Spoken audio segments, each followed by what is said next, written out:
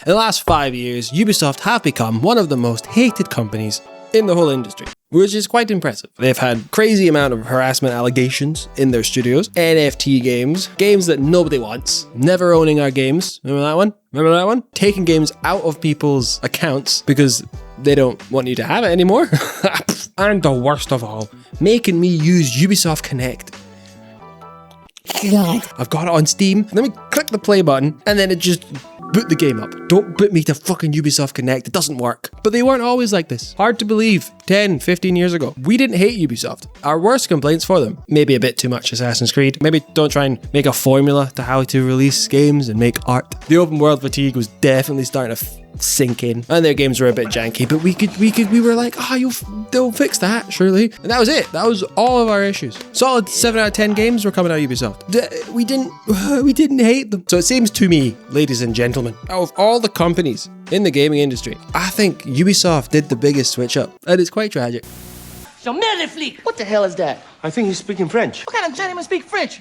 The year is 1970 something, around there. Not too sure the details, but there are 5 brothers living in Cantori, France. Their names are Christian, Claude, Gerald, Michael, and Yves, the Guillemot brothers. Now, they are currently running a family business, selling farming supplies. The tractors, plows, cows, hay? Who knows? But they've noticed something. Gaming is getting much more popular in this area, France. So they have an idea. Why don't we start importing games from the UK and the US and selling them in France? And this, ladies and gentlemen, is the birth of Ubisoft. 1986. Yves had an idea. Yves is the CEO and the current CEO. He started realizing that maybe there's money to be made in making games as opposed to buying and selling. So that's what they do. Basically, they make a bunch of games that nobody knows and nobody cares about. But eventually, 1995, the year I spawned, and also so did fucking Rayman. This was the success. After making all those games, Rayman went big and global, and people were like, yo, Ubisoft fucking cooking up some stuff, bro. And this is what blew Ubisoft into being known as a company that makes games. But 2000, the year 2000, this is the beginning. This is when Ubisoft started to become what we know today, because they bought the rights to Tom Clancy. If you don't know who Tom Clancy is, white guy in the past, he wrote lots of books about the military that I don't read. That sounded like I just don't read books.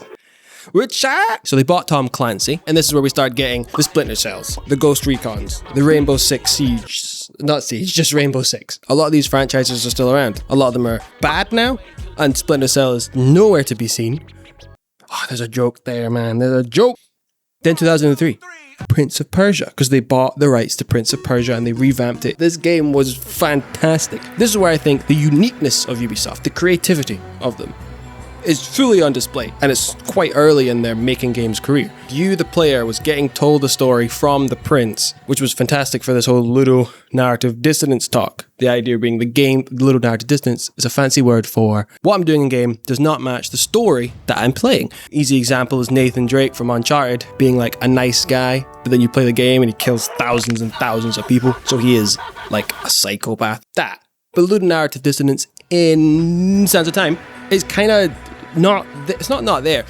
It's not there because he's telling you the story. So when you die and you get the do you want to continue reload, you hear his narration going, hold on, that's not what happened. That's not what happened. Let me begin again. Which obviously is kind of funny because he tell the story like, yo, I was in there, I was killing all these people, I was jumping around and I jumped and then I missed and fell and died. Wait, no. That's not what happened. It doesn't really make sense, but it's really cool. This one you should replay. It's good. 2003, they had Rayman, Splinter Cell, Sands of Time, like 3 big heavy hitters. A lot of them were very unique, especially Sands of Time, which sounds crazy today to be like, yo, Ubisoft's unique. Mental. They didn't even stop, man. Let's go 2005 to 2010. So 2005, Chaos Theory, and also Peter Jackson's King Kong. Then you had the original Assassin's Creed, which was like what was it? It was supposed to like not failed. It was like an idea for a Prince of Persia game, but they turned it into an Assassin's Creed game. Anyway, point is, Assassin's Creed 2007 changed a lot of stuff. This is where Far Cry 2 comes out, which means Far Cry 1 was obviously before it. Yeah, it was 2 years later. So AC2 came out. The way they improved AC1 to AC2 was fucking nuts. Like everything about AC1 that was an issue, they just fixed for AC2, which was, I remember being so excited for that game, man. Oh, never have I watched a trailer so many times in my life. So much in my life. Anyway, so Assassin's Creed 2, sick ass game. And then they released Avatar, which I hope's not a theme. And then they released Just Dance, which I never played them, but I love dancing. So in theory, match made in heaven, mate. But like I said, look at this lineup. There's good, unique proof of concepts. There's bangers. Then there's like the weird ones. But in there's some very creative games. It's wonderful. But obviously, as I stated before, the biggest one here is AC1 and AC2 because these games are still around today. Dude, I'm pretty sure, if I'm not mistaken, I'm going to double check this. They started the whole climb a tower, sync the map thing. And they're the ones that kind of started it. They were good. They were good and nobody hated them. We're going to jump again to about 2015. Like we got Brotherhood, great trailer. We had Driver of San Francisco, you know, driving in a car, but you can like jump into people's different brains and drive their cars. It was cool. Far Cry 3, arguably one of their best stories, but arguably one of their best games. It's very good. Assassin's Creed 3, Native American in America. There's good stories you can tell there. Or during the fucking American Revolution? Was it just a fucking war? American war with themselves? Anyway. Oh no, they were against us. They were against me, the Brits. Yeah, that was a great premise, but like, you could do some work. Assassin's Creed 4, Black Flag. What's cool? Assassins. What's cool? Pirates. We're on to something, boys. We're fucking on to something. Then Watch Dogs. Great premise for a game. Hacking things and being like a vigilante. Story, not the best, but now it's got a real good cult following. Add some mods to it. Jesus Christ, it was incredible. And I'm pretty sure this is where the controversy happened at E3. The trailer for Watch Dogs was like fucking beautiful, and we were all like, this is next gen. Then the game came out and it was not that beautiful. That was the start of this. So even now, Ubisoft are starting some of the biggest controversies that we're seeing. I'm pretty sure they did it again later on with another game. Anyway, continuing. Far Cry 4 with the other guy. Unity. This is where we got Unity. And from what I understand now, game, not terrible. Good game. Story, I remember ending a little weird, but the parkour, sick. People love the parkour. Paris, hell yeah. Notre Dame, beautiful. This is the kind of when we got Assassin's Creed, not Assassin's Creed, good God. What the fuck is that game called? Rainbow Six Siege. It was like 2015. Then we got Syndicate. This lineup from 2010, 2015. Not bad, man. There's some good games in here. There's some really good concepts. They weren't terrible. At this point, I was like, these games are sick. Just fix your jank. Like, it's been now 5 years. Like, I kind of want this jank to be fixed. The Ubisoft jank. Fix it. Fix it. Main point of this video being, we were looking at Ubisoft and we weren't like, oh, they suck. Like, they've only released bad games. Everything they do is the same and they hate us. Their reputation at this point was pretty good. And the games we were getting were pretty good. And then they kept going. 2016 to about 2020. This is where it happens. This is where it begins. We had The Division. I think this is also a controversy with the graphics. Like, we were like, look at this game. It looks really good. Then it came out and it wasn't that good, but I can't remember. I'll check that. But atmosphere, wonderful. Idea, pretty good. Like the whole pandemic thing of like, oh, there's a virus going around and killing everyone. What are we gonna do? What a world. Watch Dogs 2.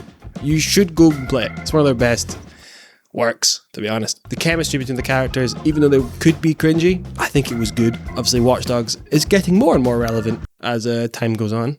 Go back and play that one. It is good. Wildlands, was it problematic? Maybe a little bit. We're going into somewhere and basically we're going in there, we're giving them freedom. That's what we were doing. I mean, fuck me, it was a bit much, but the game was cool. Then we get to Assassin's Creed Origins. Big change for Ubisoft here, right? This is what everyone hated because they turned Assassin's Creed into an RPG instead of being whatever it was before, not an RPG. And people didn't like this. Looking back, I think it was us hardcore gamers. It was wherever we call ourselves. We were the ones that didn't like it. I want to stab someone and they die.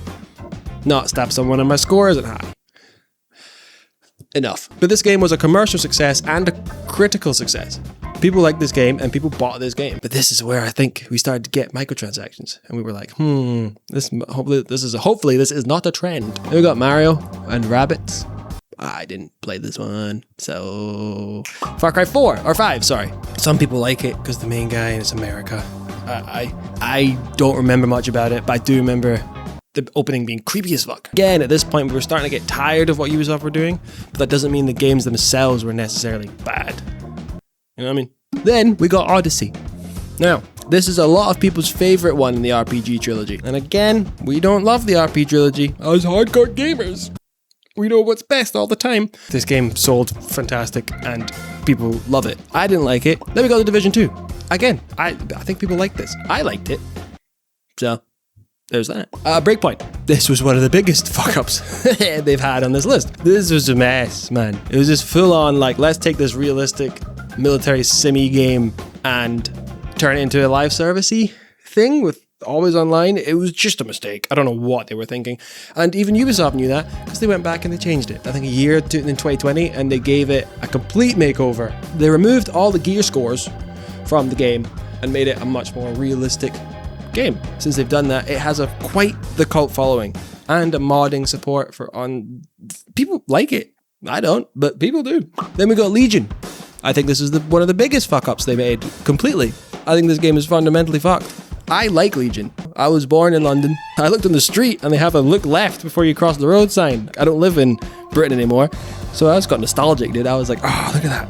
Look at that road, man. It looks like British roads. Anyway, the whole point of that game was you're in London, the government is being a bitch, and it's time for you to rise up and stop them. Give them a little smack on the wrist. There is no main protagonist. You're going to play as the people from London. So you can play as a school teacher, a nurse, a doctor, a carpenter, anybody. And all the characters you recruit are like off the street. The technology is pretty impressive. It doesn't work all the time because they've got so many accents, so many different accents, so many different voices, and a lot of it is kind of AI help, voice changes and stuff like that. But the characters are just kind of personalities in accent alone and the way they kind of say stuff. There's not much character in them.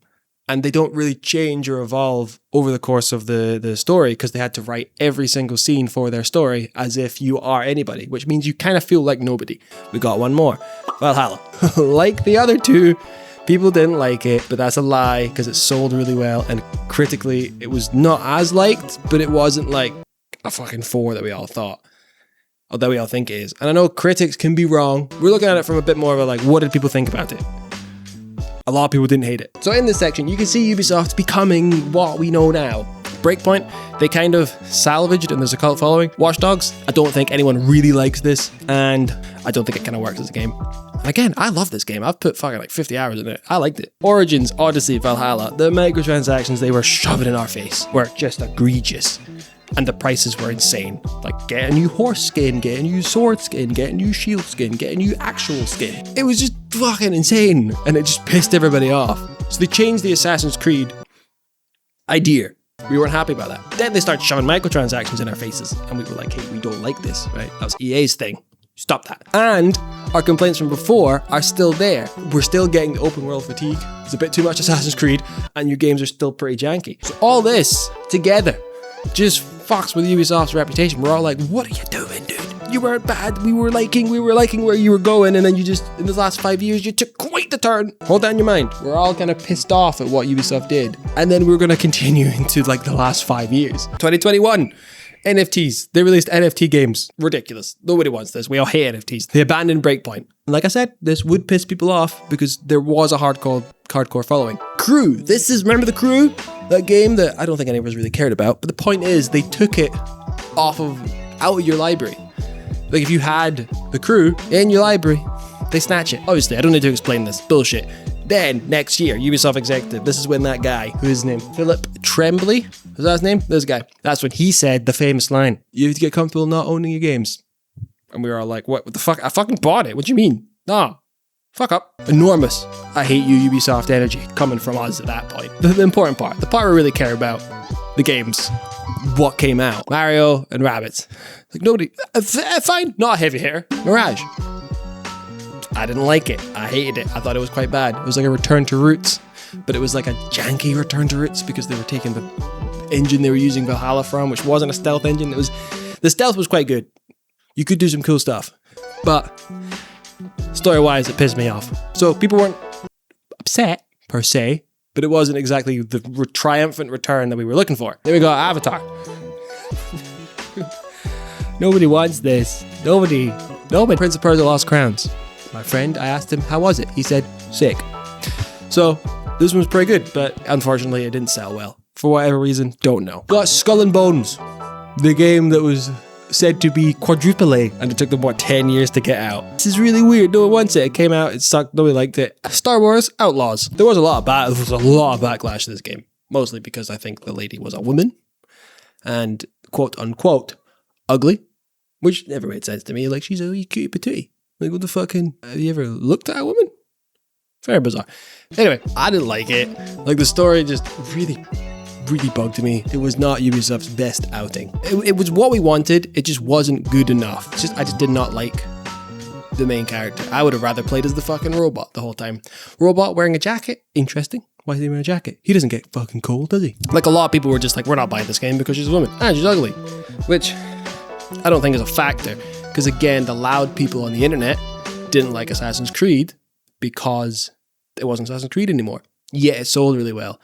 And then Outlaws didn't sell very well because I just think it wasn't a very good game. Then it was Shadows. If they were upset with a woman. Black man from history in a historical game? Ridiculous. Craziness.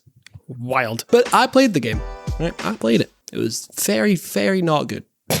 It was just not very good. And it was unfortunate because I would have loved that story. Man out of time. We love those stories. Shogun, The Last Samurai. I think these are all good stories. You could have told a good story here, Ubisoft, but you fucked it.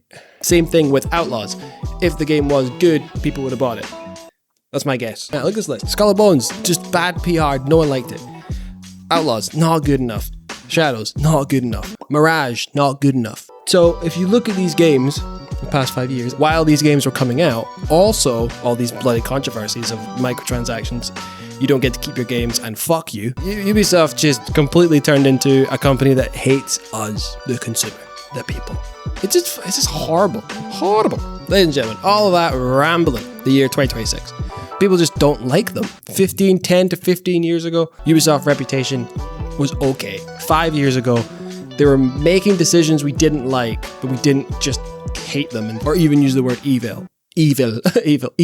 But now, it just seems like they're making every wrong decision to make us not like them. What games they're putting out, the way they're treating the studios. Like, everyone's praising Resynced, the Black Flag remake, for being beautiful. And I'm pretty sure Ubisoft fired the studio, laid off the studio that did it. The people make the games, Ubisoft. These people make the games that make you the money. I think they had one of the biggest switch-ups I've ever seen. And I think it's tragic, because people are losing their jobs, which is obviously bad. I'm getting no games that are good, that I like. They're working in the company is apparently terrible. And then when you do work there in the terrible conditions, you just get fired. Like, the whole thing's a bloody mess. But are they coming back? Are they making a comeback? I don't know. Because Black Flag Remake just came out, and I was thinking about buying it, but I was like, 40 quid's quite a lot. I don't want to give them my money. You see the problem? Ubisoft, like, I don't want to give you my money. So yeah, pushing the microtransactions on us, taking games away from us, very anti-consumer, making me use Ubisoft Connect. Because yeah, a lot of their games were good. A lot of these games are good, and it's upsetting. Thank you for watching my video. Sort yourself out, Ubisoft.